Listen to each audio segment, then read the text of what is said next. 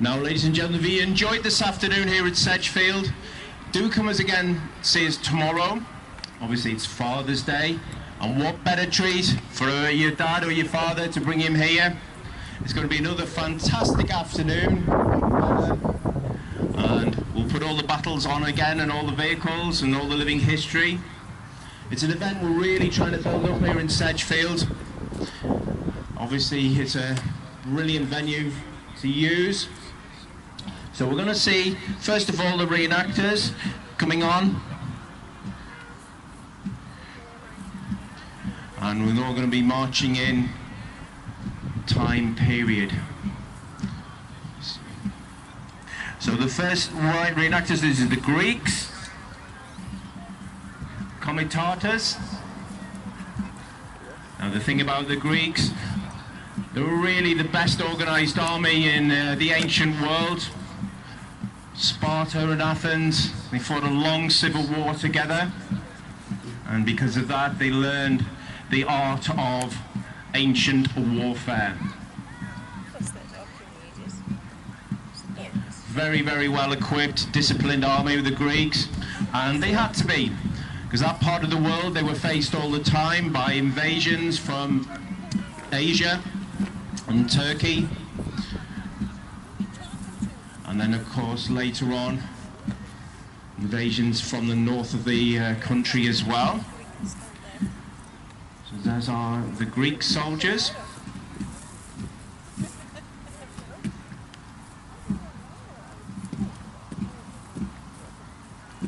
And then followed, of course, by the Romans.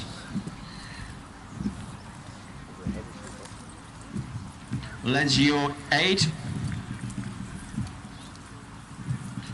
And Roma Antica. Now, of course, the Romans, very apt to have them here in Sedgfield. There's a lot of Roman presence around this area. Think of things like Piercebridge and Venovium, Bishop Auckland, and of course, Hadrian's Wall. And this is one of the big crossroads here at Sedgfield for the Roman army.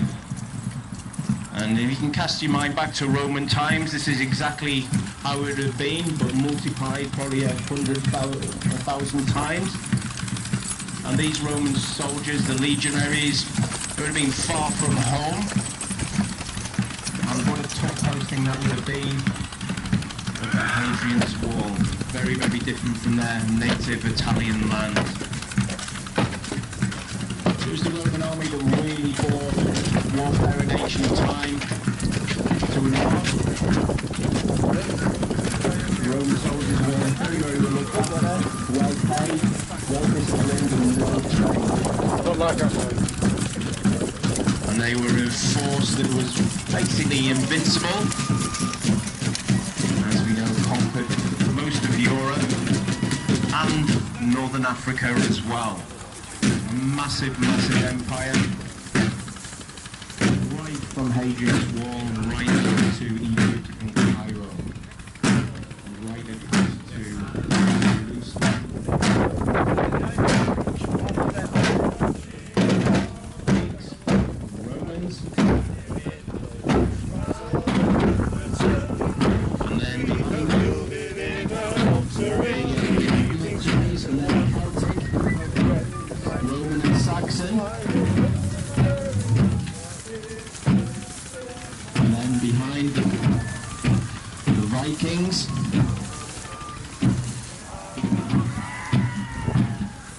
and then Vanguard Medieval,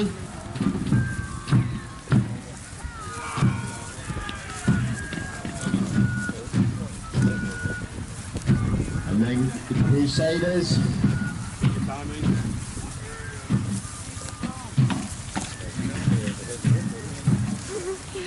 and the Regiment of Foot, the British Army in the 1800s, the 47th Foot, Regiment of Foot, and that's how the Redcoats were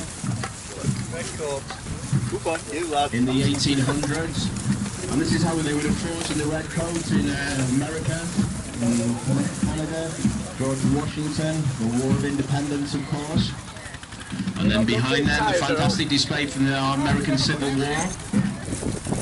The Union Army in the front and the Confederate Army behind.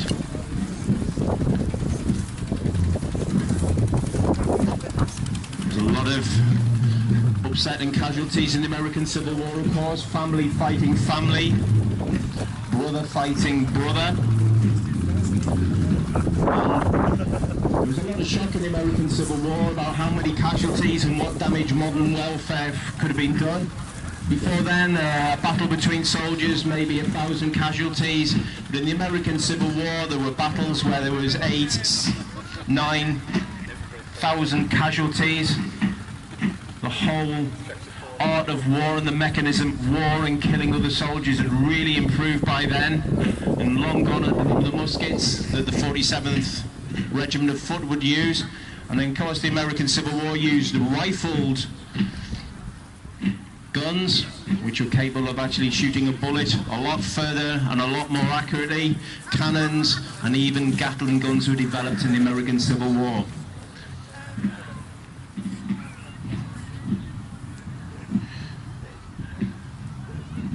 Now, there's the World War II soldiers.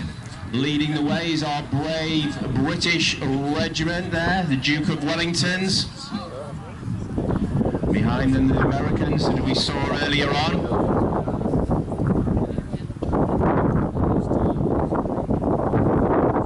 And then behind them, we've got some French resistance. And of course, no World War II battle would have been complete without the Germans. Now, what we're going to try and do, in fact, what we're going to do is line all the soldiers up, and we're going to do a volley. Now, if you thought the battle was loud and the firing displays were loud earlier on, you wait for this. It takes quite a lot of organisation. We're just going to make sure all the soldiers are right and organised.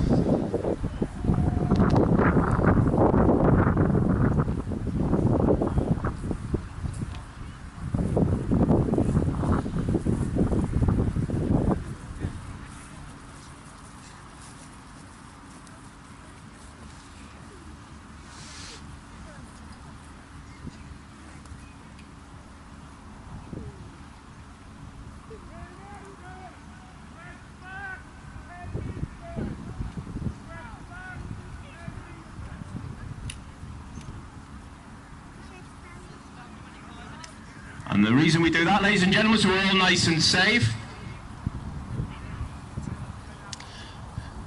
So we get the soldiers all nicely lined up. Now, there's not often you'll see a sight like this where everyone's massed together. Really gives a good idea of all the different types of soldiers that fought and died in all the various conflicts around the world, right through the ages. From our Greeks right to our World War II soldiers.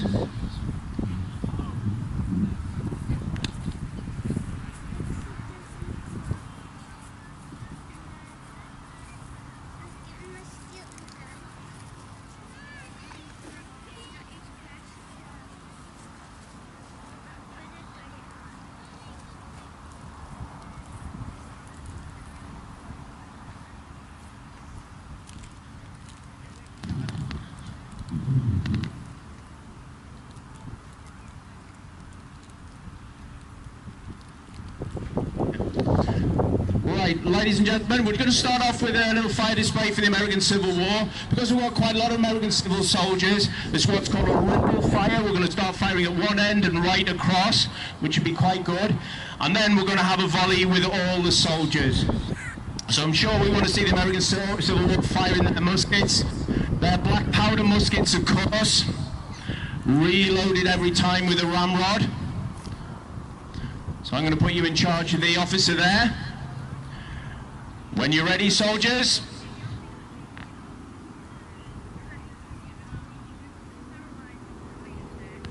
And the whole point of firing in the American Civil War was getting as much lead into the air as possible.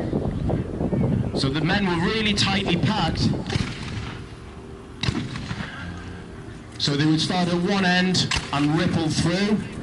And that gives the chance of the soldiers at the other end to reload and fire again. So then the soldiers at the other end would be reloaded, and then that can fire again. So you get the idea with that? That's brilliant. Right, reenactors, we're going to have one volley all together. Get yourself loaded. When you're loaded and safe, into the prone position, ready to fire. And I'm going to give you a countdown. When you're loaded and ready to fire, I want to see those weapons in your shoulder so I know.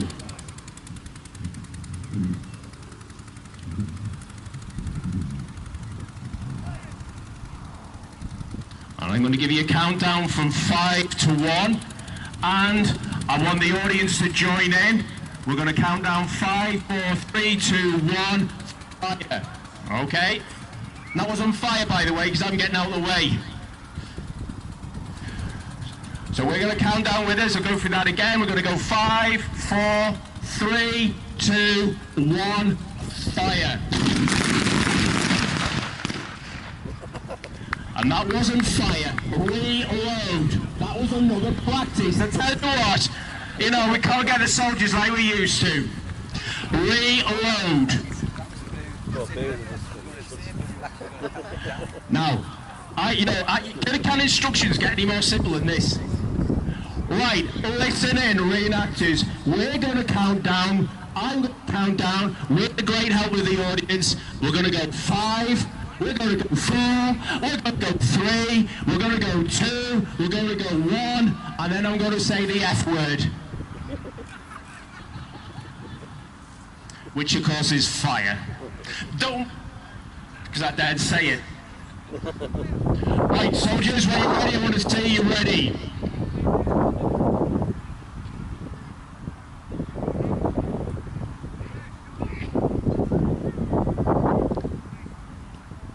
Okay, audience, you're going to count down with me. 5, 4, 3, 2, 1. Whoa, give me a round of applause, that was brilliant. Should we have another one? Yeah. Can we do another one? One more? Are we okay to do one more? Yeah. Okay, we'll go for one more. If you're ready to fire, shoulder.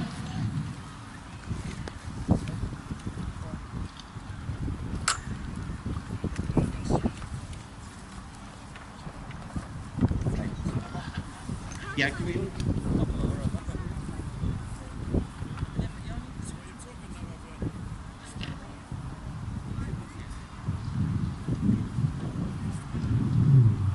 Right, let's have a look, see who's ready for one more volley. Shoulder those weapons when you're ready.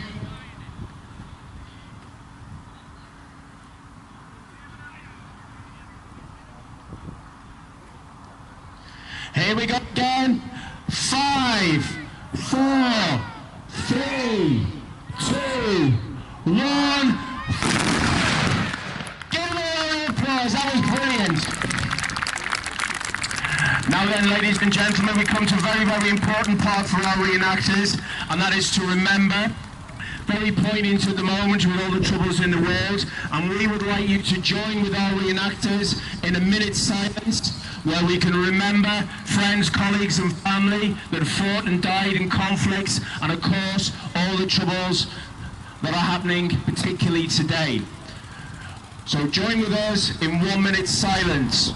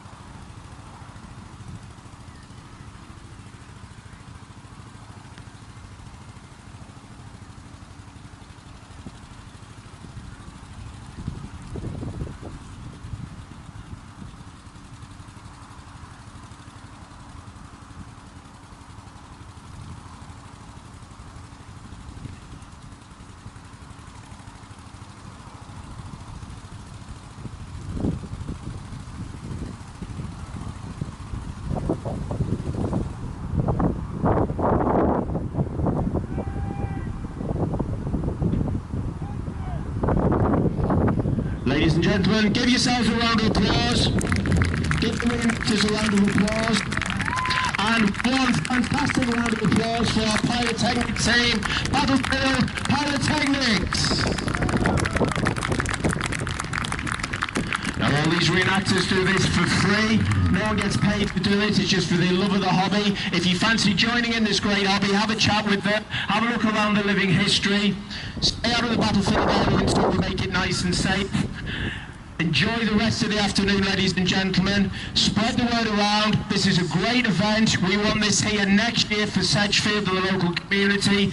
This is one of the best sites that we go to, and we want to make it work. Spread the word. It is a fantastic event. So much effort is put in here.